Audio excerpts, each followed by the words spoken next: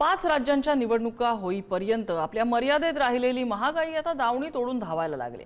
CNG महाग होतोय, petrol डिझेलची वेळ काय फार दूर आहे अशातला भाग नाही। दुधाचे दर वाढले आहेत। दुसरीकडे उलट परिस्थिती शेतकऱ्यांच्या बाबतीत आहे। कांद्याला मातीमोल दर मिळतोय, त्यामुळे कांदा उत्पादक रडकुंडीला आलाय। सरकारने उसाला दिलेली एफआरपी, नुकत्याच 10 धान्यांच्या जाहीर केलेला हमी भावाची यादी, हे सगळं पुरेसं नसल्याचं शेतकऱ्यांमधनं सूर आहे।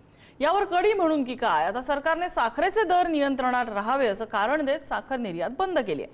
म्हणजे दर मिळत नसल्यानं शेतकरी रडतोय, पण तोच दर सर्वसामान्यांना मिळत नसल्यामुळे सर्वसामान्य महागाईत पोळतायत।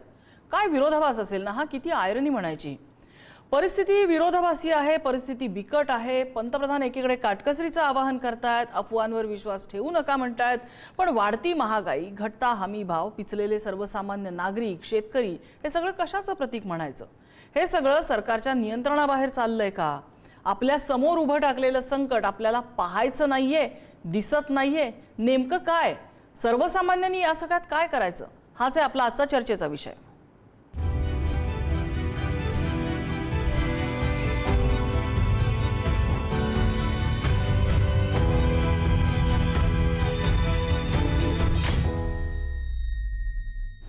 या संदर्भातल्या चर्चेत आपल्यासोबत सहभागी होत आहेत भाजपचे सहमुख्य प्रवक्ते विश्वास पाठक, आपल्यासोबत स्वाभिमानी शेतकरी संघटनेचे प्रवक्ते विक्रम पाटील आहेत आणि आपल्यासोबत कांदा उत्पादक शेतकरी संघाचे अध्यक्ष भारत दिघोळे आहेत। मी सुरुवातीला दिघोळेजींकडे जाईन। दिघोळेजी, मला आठवते अगदी काही दिवसांपूर्वीच कांद्याच्या लिलावात एका शेतकऱ्याला 50 पैसे प्रति किलो इतका नीचांकी दर मिळालेला होता।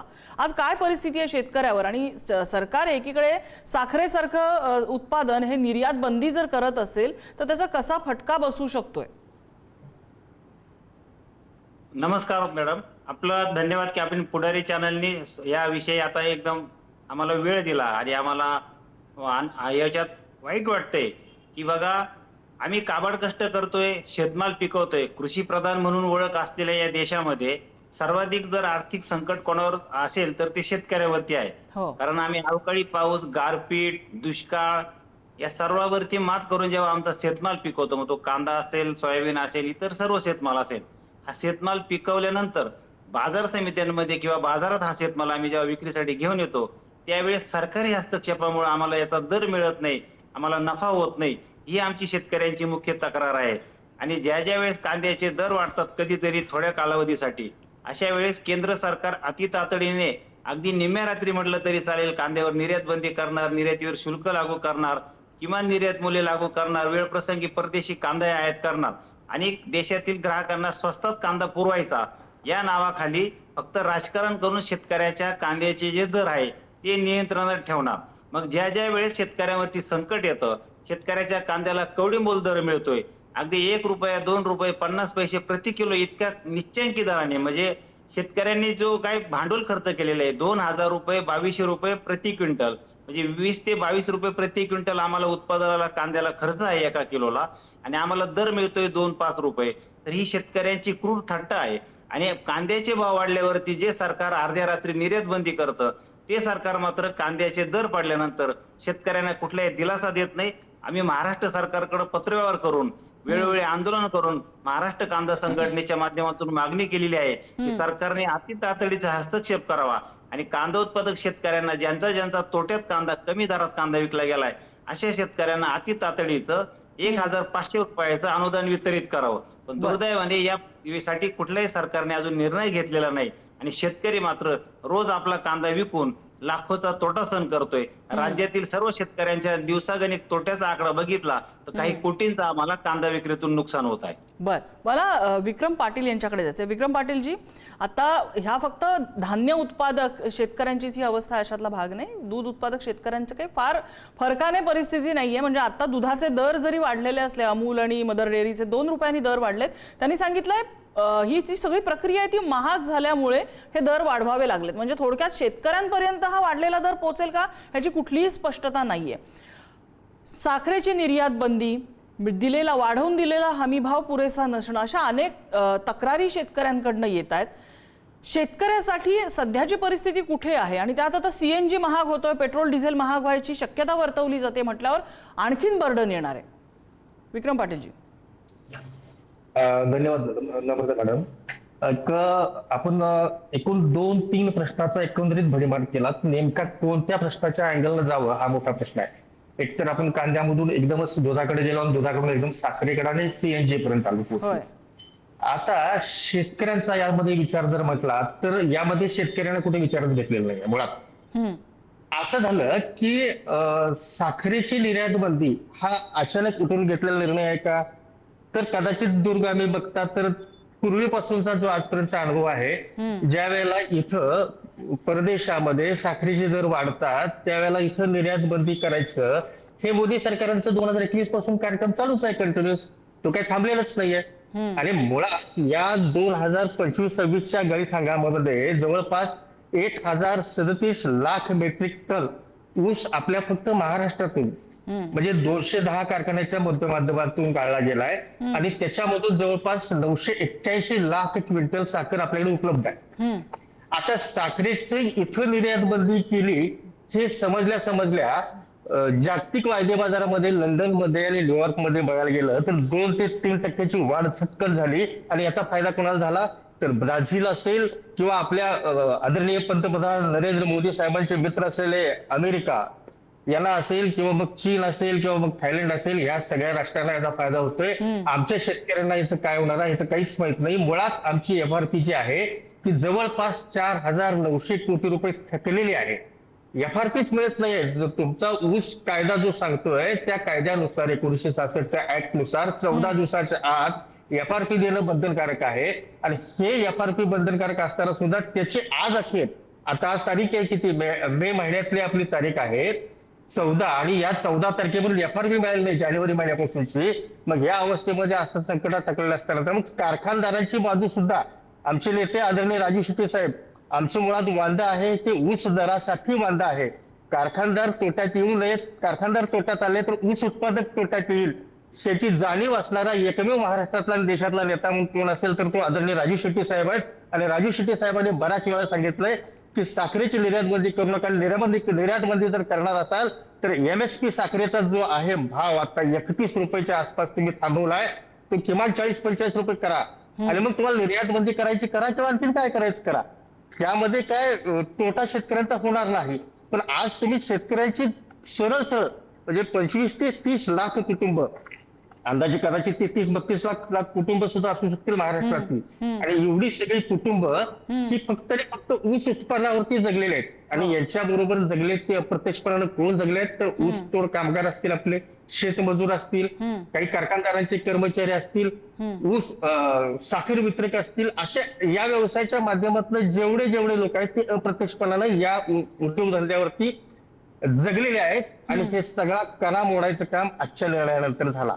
बर, मला विश्वास पाठक यांच्याकडे जायचं. विश्वास पाठकजी, आता विक्रम पाटील यांनी जो पॅटर्न सांगितला की आंतरराष्ट्रीय बाजारामध्ये साखरेचे दर वाढले की आपल्याकडे निर्यात बंदी होते. बरं, ही तक्रार आजची नाहीये, ही मागच्या वेळेला सुद्धा तक्रार झालेली होती, त्या आधीच्या वर्षी झाली होती. दुर्दैवाने माझ्यासमोर आता आकडेवारी नाहीये त्या बाबतीत स्पष्ट करायला, माझा फारसा अभ्यासही त्या बाबतीतला नाहीये. पण हा वारंवार होणारा आरोप आहे. दरवर्षी जर आरोप होत असेल तर आपल्याला त्याचा विचार करायला हवा. अशा बाबतीत सरकारचं धोरण चुकतंय असा जो आरोप होतोय ते बरोबर असेल तर का बरोबर आहे हे तुम्ही सांगा, नंबर 1. नंबर 2, एकीकडे सरकार काटकसरीचं आवाहन करतंय आणि दुसरीकडे आपल्यासमोर संकट नाहीये असं म्हणतंय.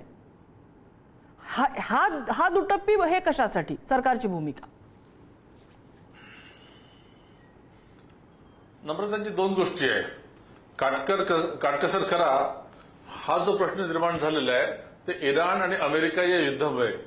हे जे युद्ध आहे हे तृतीय महायुद्धासारखे युद्ध आहे आणि आर्थिकदृष्ट्या पूर्ण जगाला याचा फटका बसतोय.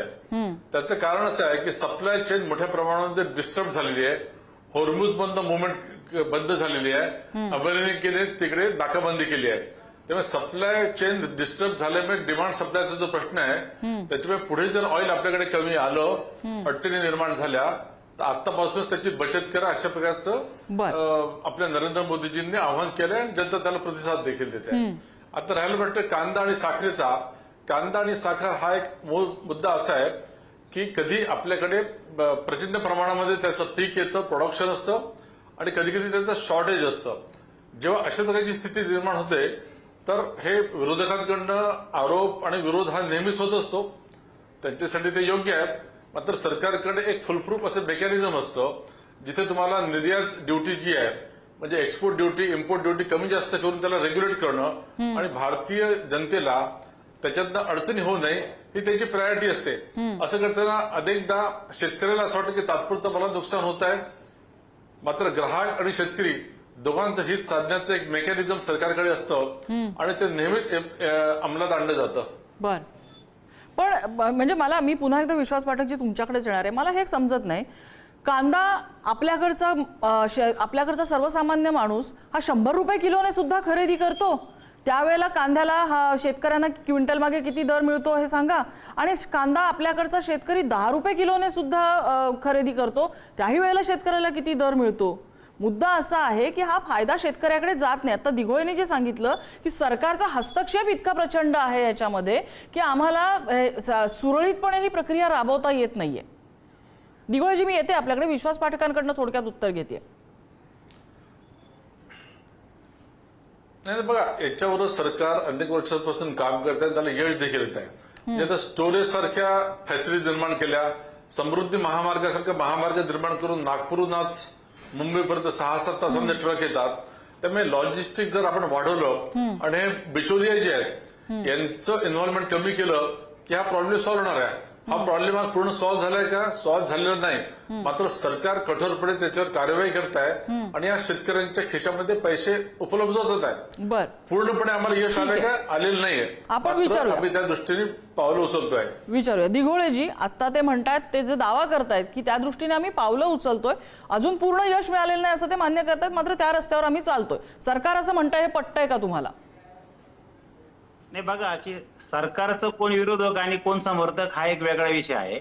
शेतकरी म्हणून आम्ही जेव्हा शेतमाल पिकवतो त्यावेळेस सत्तेत बसलेल्या सरकारकडून आमच्या अपेक्षा असतात.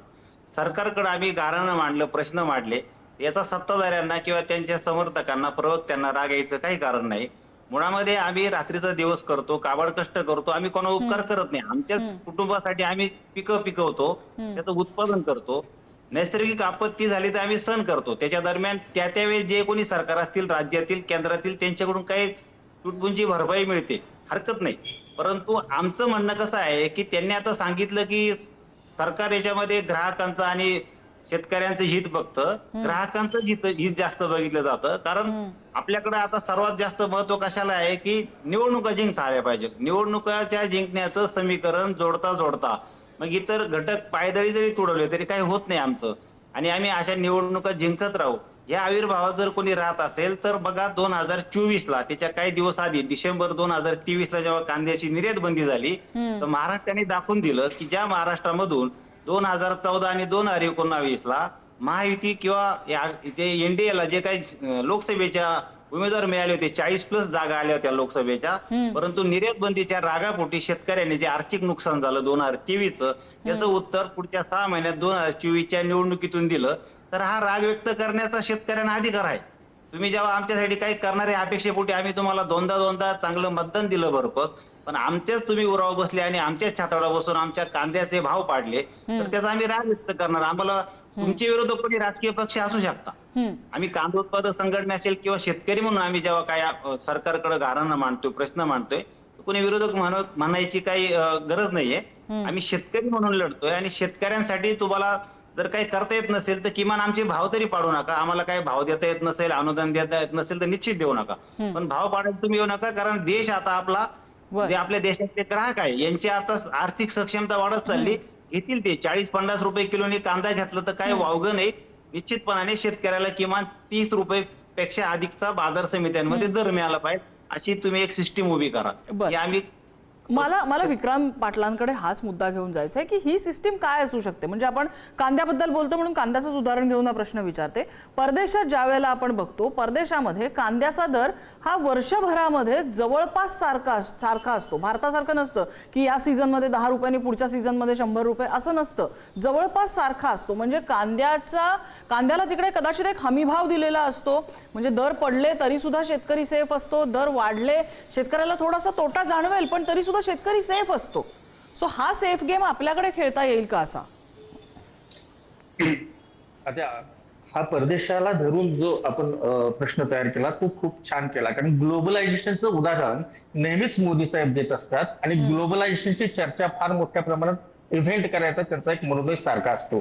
मगाशी पाठक महोदय म्हणाले की शेतकऱ्यांचं नेहमीच असतं, शेतकऱ्यांचं नेहमीच नसतं. तुम्ही कधीतरी एकदा बांधावरती या, कांद्याचं उत्पादन घ्यायला चालू करा. कांद्याचा उत्पादन खर्च किती येतो? किलोला साधारणतः 18 ते 22 रुपये किलो होतो.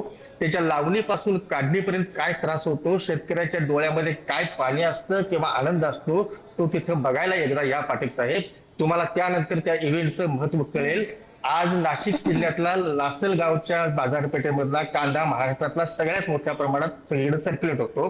त्याच्यानंतर नगर असेल, पुणे असेल, ह्या भागातला कांदा सुद्धा मोठ्या प्रमाणात आपल्याला इथं सगळ्या म्हणजे जो एंड युजर ग्राहक जो आहे त्याच्यापर्यंत पोहोचतो. पण ते पोहोचत असताना आज 150 ते 200 रुपये क्विंटलनं तो कांदा चाललाय शेतकऱ्याच्या दारातून. इथं आज खरी गंमत इथं आहे की आज व्यापाऱ्यांनी आणि शेतकऱ्यांनी दोघांनी एकत्रित येऊन लिलावबंदी सुद्धा केली मॅडम. इथपर्यंत येऊन ही क्षमता पोहोचली शेतकऱ्यांची आणि व्यापाऱ्यांची एकत्रीकरण झालं. त्या सरकारच्या विरोधात हे दोघे एकत्रपणाने आवाज उठवायला आज तयार झालेत. या शेतकऱ्याला एमएसपी कांदा भावाला का देत नाहीत हा मुळात मोठा मुद्दा आहे. 22-23 पिकांना केंद्र शासन एमएसपी द्यायची भूमिका घेतं, पण नाशवंत माल आहे म्हणून कांद्याला एमएसपी देत नाही. बरं ठीक आहे, एमएसपी देत नाही.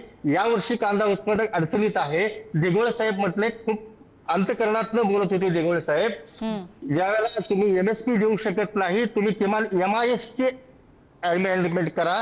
ती अमेंडमेंट वापरताना आणि राज्य शासनाने आणि केंद्र शासनाने तो शेतकऱ्यांचा कांदा किमान हमी भावात 30 रुपये, 35 रुपये, 40 रुपये विकत घेण्याची तेवढी दालत दाखवावी. विनाकारण बुलेटवरून फिरलो आणि मंत्रिमंडळात मुख्यमंत्र्यांच्या दालनांपर्यंत पोहोचलो म्हणून मुख्यमंत्र्यांनी इव्हेंट साजरा करून त्याची मीडिया न्यूज देण्यापेक्षा मी MIS घेतली शेतकऱ्यांनी आणि आम्ही शेतकऱ्यांना एवढ्या रुपयाचा कांदा दिला, आम्ही जाहीर सत्कार लासलगावच्या आपल्या बाजारपेठेमध्ये करू, मुख्यमंत्री महोदयांचा सगळ्या मंत्र्यांचा देखील करू, हरकत नाही. चला, शेतकऱ्याकडे तेवढी दालत आहे सत्कार करण्या एवढी. पण साखरेवरचा आणि कांद्यावरचा जो प्रश्न प्रामुख्याने तयार केलाय, तुम्ही युद्धाची परिस्थिती सांगितली मगाशी, कुणी सांगितली? पाठक साहेबांनी. युद्धाच्या परिस्थितीमुळे निर्यातीचा काय संबंध आहे? त्याच्या आणि आपला काय संबंध आहे? गेल्या 2 महिन्यापूर्वी तुम्ही सगळ्या जाहीर सभामधून सांगत होता की तेलाचा कुठलाही तुटवडा नाही, गॅसचा कुठलाही तुटवडा नाही. मोठमोठे प्रवक्ते आणून ठेवलेत तुमचे बोलण्यासाठी. आमदारकी आणि खासदारकी त्या लोकांना दिले. पाठक साहेब, त्या मनाने आपण खूप मागे आहात. या लोकांना फक्त त्यांनी सांगितलं होतं की तुम्ही मीडिया कव्हर करा आणि सगळ्यांना सांगा की सगळं आलेलं आहे. आज काय परिस्थिती आहे? 60 दिवसाचा इंधन साठा आपल्या जवळ नाही.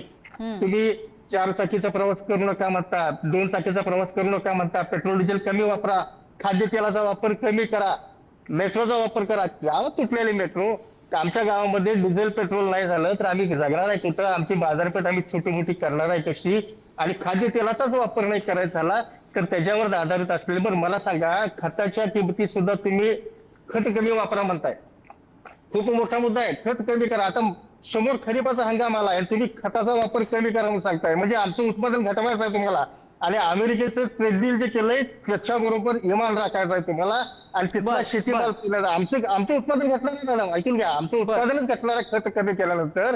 आणि त्याच्यानंतर अमेरिकेतला आलेला सगळा मका असेल, सोयाबीन असेल, त्यांचे तेल बिया उत्पादन असतील, त्यांचं तेल आम्ही विकत घेणार आहे आणि आमच्या माथ्यावरती परत तुम्ही दुप्पट किमतीने तेल घालणार आहे. पाठक साहेब, तुम्हाला याबद्दल काय बोलता येईल तर बोला. विश्वास पाठकांना मुद्दे मांडायचे, ऐकूया आपण ते काय म्हणतात. विश्वास पाठक जी, पुन्हा एकदा बोट ठेवलं जाते ते अमेरिकेसोबतच्या या डील सोबत. नम्रताजी, आपण मला प्रश्न विचारला होता की आर्थिक शिस्त लावण्यासाठी प्रधानमंत्र्यांनी आवाहन केलंय म्हणून मी युद्धाचा विषय मांडला. मला वाटतं विक्रांतजींच्या त्या काही लक्षात आला नाही, हरकत नाही. दुसरं, त्यांनी बळीराजाबद्दल एक अपशब्द माझ्या तोंडून टाकण्याचा प्रयत्न केला की शेतकऱ्यांचं नेहमीच असं असतं. तसं मी बिलकुल म्हटलं नाही, भारतीय जनता पक्ष कधी म्हणणार नाही. आता प्रश्न असा आहे की शेतकऱ्यांचे आम्हीच तारणहार आहेत अशा प्रकारचं हे जे नेहमी आव्हान आणतात, अप्रोच करतात. मला सांगा, आज बळीराजा भारतीय जनता पक्ष किंवा एनडीए सोबत का बरं आहे? गावागावांमध्ये शेतकरी आमच्यासोबत काय आहे याचा कधी तुम्ही विचार केला का? की स्वाभिमानी पक्षाची ही वाताहत का झाली आहे? शेतकरी म्हणजे अनेक गोष्टी असतात ज्याच्यामध्ये, जसं देवेंद्रजींनी समृद्धी महामार्ग निर्माण केला, मुवमेंट सुरू झाली, स्टोरेज आपण वाढवतोय, नंतर सिंचनाची व्यवस्था वाढवली, सिंचन वाढलेलं आहे, मागेल त्याला सौर पंपाच्या माध्यमातून शेतकऱ्यांना दिवसा वीज मिळते आहे, पाणी मिळत आहे, मल्टी क्रॉपिंग सुरू झालंय, इन्शुरन्सची आपण मदत करतोय, अनेक गोष्टी आहेत. त्यामुळे हे सरकार शेतकऱ्यांचा सर्वांगीण विकासासाठी कटिबद्धच आहे. आता या गोष्टी एकीकडे आणि मधूनच आपण कांदा आणि साखरेच्या गोष्टी करतो. तर साखर आणि कांदा हा नेहमीच विषय असा आहे, हा डिमांड सप्लायशी संबंधित आहे आणि इंटरनॅशनल चेन सप्लाय चेन जेव्हा डिस्टर्ब होते तर या डिमांड सप्लायवर भावांना हा परिणाम होतोच. ही साधी बेसिक गोष्ट आहे. हो, त्याच्यासाठी शेतकरी असले काय नसले काय हे कळणं अपेक्षित आहे आपल्याला. मला विश्वास पाठकजी याच्यामध्ये एक साधा प्रश्न विचारायचा आहे. निर्यात बंदी सरसकट आणण्यापेक्षा आपण काही नियंत्रित निर्यात करू शकतो का? म्हणजे ठीक आहे, या महिन्याला तुम्ही 50 पोती निर्यात करू नका, या महिन्याला 25च पोती निर्यात करा. मी आपला आकडा उदाहरणासाठी सांगते. अशी काही नियंत्रित निर्यातीसाठी सरकार काही मॉनिटरिंग सिस्टीम करू शकतं का?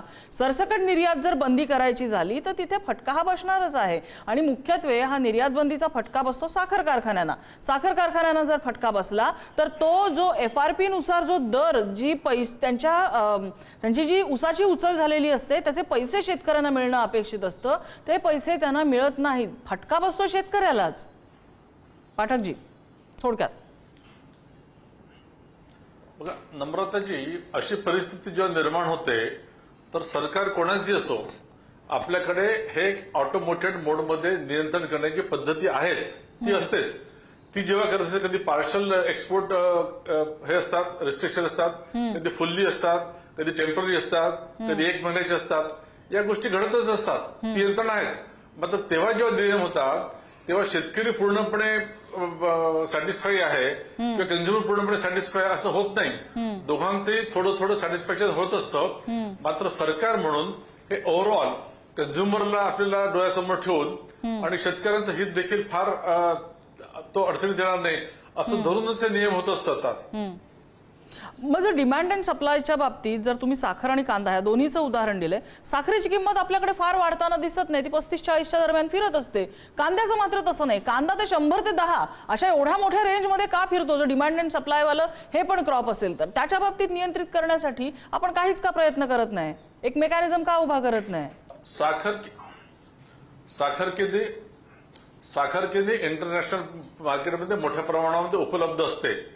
कांद्याचं तसं नसतं. साखर तुम्ही वेळ पडली तर लेव्हलिंग करण्यासाठी तुम्ही इम्पोर्ट करू शकता. मात्र भारत आणि पाकिस्तान हे सर्वात जास्त कांदा उत्पादक देश आहेत. हा जो प्रश्न असतो हा आपण इंटरनॅशनल मार्केटमध्ये कांदा आयात करू शकत नाही. त्यामुळे हा खरोखरच डिमांड अँड सप्लायशी संबंधितच विषय आहे. बरं, मला शेवटची 2 मिनिटं आहेत माझ्याकडे. मला विक्रम पाटील आणि मग दिघोळे दोघांची कॉमेंट घ्यायची. विक्रम पाटीलजी थोडक्यात. मला कुठलेही राजकीय वैरत्व किंवा चर्चाच करायची नाही. स्वाभिमानीची वाताहत का झाली हे विचारण्याचा अधिकार या पाठक साहेबांना नाही. कदाचित स्वाभिमानी शेतकरी संघटना पाठीवर नसती तर या पाठक साहेबांना अजून सत्तेवर यायला बरीच वर्ष लागली असती. हे त्यांनी लक्षात ठेवावं. मुद्दा पहिला क्लिअर करतो की या ऊस साखर दर नियंत्रणामुळे जो गोंधळ तयार झालाय त्याच्या सरळ सरळ फटके ह्या सहकार्याला महाराष्ट्रातल्या बसणार आहेत. सहकारी बँका, सहकारी पतसंस्था आणि सहकारी सेवा सोसायट्या याची जी डेली परत एकदा थकीत झाल्या आहेत आणि शेतकरी कर्जमाफीची परत एकदा चर्चा करतो, याचना करतो म्हणून हेच लोक परत दंगा करणार आहेत. शेतकऱ्यांना देशोधडीला लावण्यासाठीचं हे मोठं षडयंत्र फिरवून पुन्हा हेच घेऊन येणार आहेत. आणि शेतकऱ्याची काही चूक नसताना यांच्या चुकीमुळे शेतकऱ्यांच्या अंगावरती जे कर्ज वाढायला लागलंय, या कर्जाची जबाबदारी या शासनानेच नेहमीच घ्यायची आहे. आणि कुठल्याही परिस्थितीमध्ये परत एकदा कर्जमाफीची वेळ येणार नाही हे सांगणाऱ्या त्या विचित्र सरकारचा हा परत एकदा भांडाफोड पुढच्या वेळेला तुम्हीच करायला बसणार आहे याची खात्री मी आजच या व्यासपीठावर तुम्हाला देतो. या सरकारने कुठल्याही पद्धतीचं कांद्यावरती मात्र ऊसाची जी निर्यात बंदी आहे ती हटवलीच पाहिजे, त्यात काही विषयच नाही. त्याच्याशिवाय हा वेळ काढूपणाचा प्रकार बंद करावा, त्यांनी विनाकारण इव्हेंट्स नोंद करावेत. आणि कांद्याचं मात्र MIS अमेंड स्वीकारून त्यांनी कांद्याची मात्र शेतकऱ्यांची सुटका त्यातून करावी. कारण कांदा उत्पादक आज काही दिसत नाही पण काही काळानंतर आमचा कांदा उत्पादक बऱ्याच ठिकाणी आत्महत्या करताना दिसलेला आपल्याला. दिघोळेजी थोडक्यात शेवटची 30 सेकंद आहेत. पाठकजी यांनी जो डिमांड सप्लायचा मुद्दा सांगितला त्यावर मी 2 मिनिटात भाष्य करतो. मुळामध्ये डिमांड सप्लाय जर मागणी जास्त असेल आणि पुरवठा कमी असेल तर भाव वाढतात, हे आम्हालाही मान्य आहे. पण मग आमच्या कांद्याचा भाव वाढल्यानंतर तुम्ही हस्तक्षेप का करता, निर्यात बंदी का करता? कधी काही कालावधीसाठी देशातल्या ग्राहकांना थोडा अधिक किंमत मोजून कांदा खरेदी करावा लागला तर सरकारचं त्याच्यामध्ये काय जातं? ग्राहक 2 पैसे मोजत असेल तर आता 8व्या वेतन आयोगापर्यंत आपण आलेलो आहे. देशातल्या ग्राहकाची आर्थिक सक्षमता वाढत चालली आहे. कारण तुमचं सरकार 12, 13, 14 वर्षापासून आहे.